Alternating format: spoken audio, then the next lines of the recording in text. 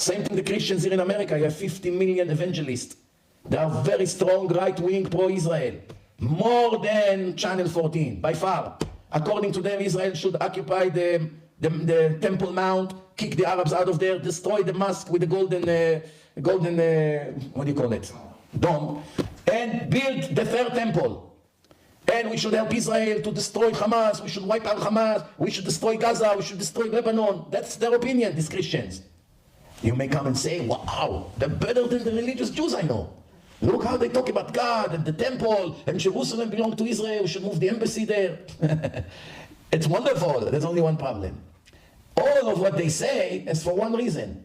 They believe that after we will control Israel, JC, their fake Messiah, will show up.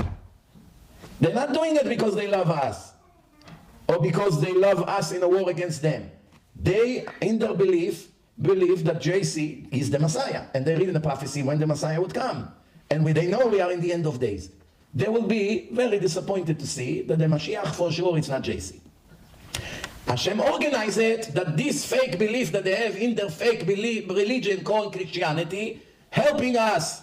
That's the reason the United States is with Israel for 50, 60 years already. If there would not be Christianity here, the last thing they care about would be Israel. What do they need Israel for?